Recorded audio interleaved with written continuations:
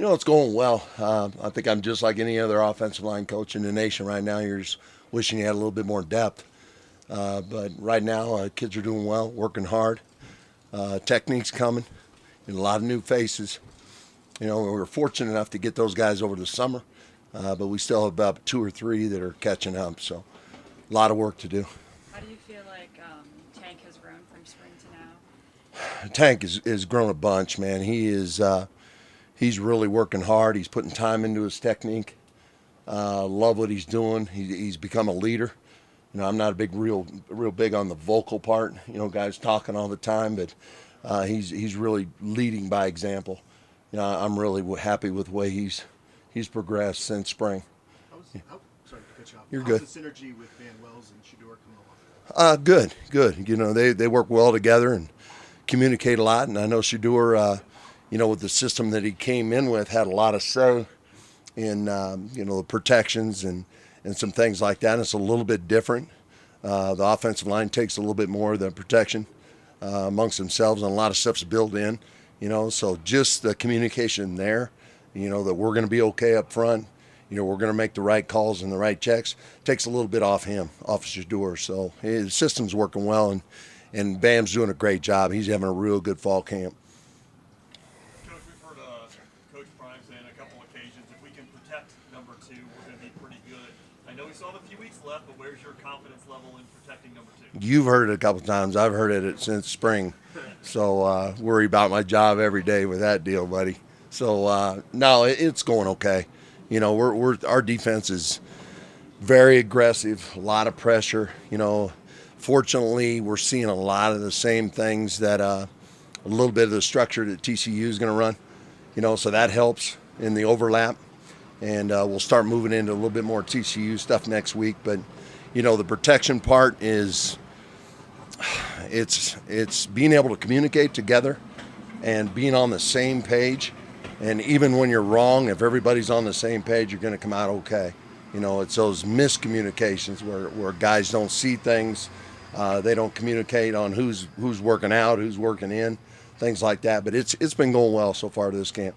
And again, seeing our defense is preparing us for everything.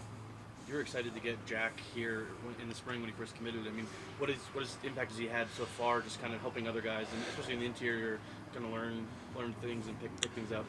Between Jack and Savion, having run the system for the past 4 years, and really Jack 5, it really helps. The communication part and being able to relay the calls.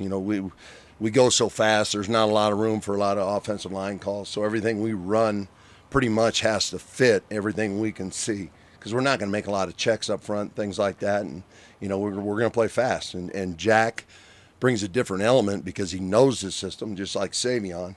And Jack brings a certain sort of toughness that we don't have.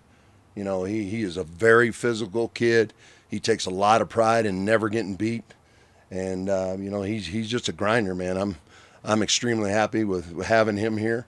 Both those guys, and like I said before, I think all these guys are embracing what we're doing, and the tempo part is coming. We're getting faster every day, and that means a lot. But it helps to have the guys in there making the right calls. At this stage of camp, are you at least tentatively set on a first five, or are you still taking a hard look at different combos?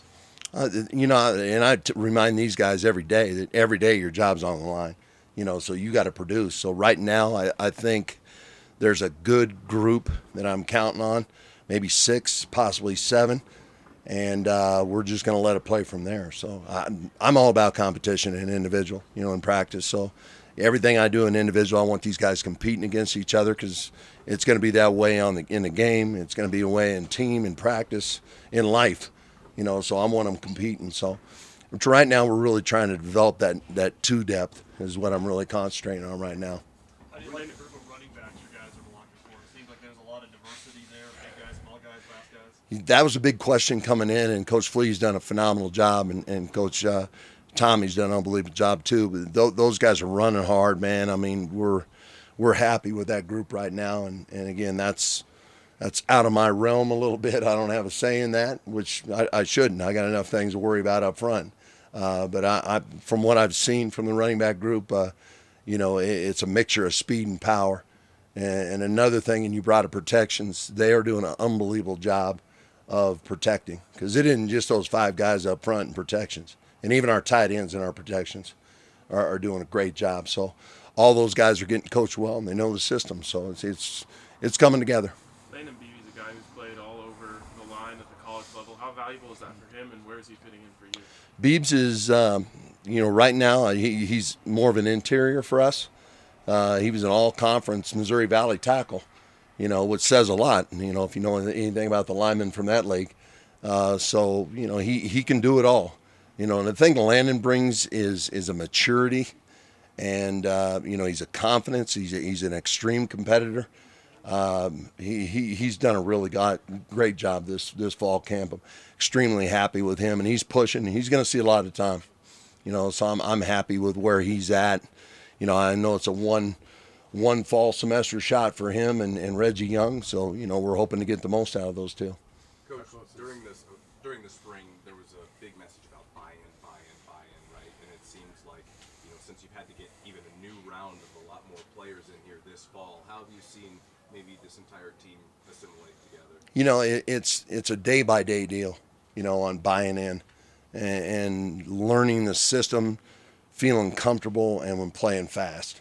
That every day, in my eyes, from our group up front, is I see those guys playing faster. The ball's getting down quicker. The calls are getting out faster. So buying in, you either have to or you're out, man. And that's the way it should be. So as far as the offensive line unit and what we've done with those guys, they have bought in. Those guys are early for everything. They don't miss anything, because it isn't just about on the field with those guys to me. I want them doing everything right. I don't even want to hear a peep about them in a classroom deal or anything else. Because normally those guys you don't have to worry about off the field are your best players. So that's the kind of kids that we want to surround this program with. How close is Tyler Brown to being fully up to speed, and how much would that change the competition if they were winning it? It hurts us not having Tyler. I know the NCAA deal is going on right now, whether he's going to be eligible or not. I can't take reps from a number 2 right now or a number 3, counting on a guy that we don't know if he's going to be there or not. So, I know he's gone through some mono and some other things right now. So, we're just trying to get him healthy, man. I want him back in the worst way, because I know what he brings to this whole group up front. But first things first, man. We got to get him healthy, and we got to get him back where we know where he's going to be. And if he's not eligible this fall, he can practice, and he will learn. He'll get better. Either way, he's going to get better out of this situation. We've seen practice get a little chippy this week at times, and it seems like some of your guys have been at the forefront of that and just protecting some of the other offensive players. Is that something you like to see out of your players? Yeah, a lot more. So, those guys, we go the way the offensive line goes. So they need to flip things. I don't know if you watched the Jets the other night in a little speech their head guy gave on their offensive line. He hit it right on the head, man. You go where they're going to go. And I played that several times for offensive linemen up front. They know how this thing's going to get flipped, and it starts with us. So, yeah, I want them competing. With your tackles, just with both Tank and Savion, do you really feel good about where those guys are at right now? And do you feel like you've got a pair of tackles that you can compete with? Yeah, I, with those guys, and it's just like with any position, there's always something they can get better at. One thing our guys will not get is complacent. So I want them constantly getting better. I know Savion's has some things we really got to work on with him, and I know Tank is the same way. And they both embrace that, and that's a good thing about these guys. They're looking forward to what can I do better, And I might be negative in film all the time, and I let them know that, but I'm gonna pick them apart. I want them to know you're gonna get better every day, and that's what we have to do. Thanks, Coach. Yep.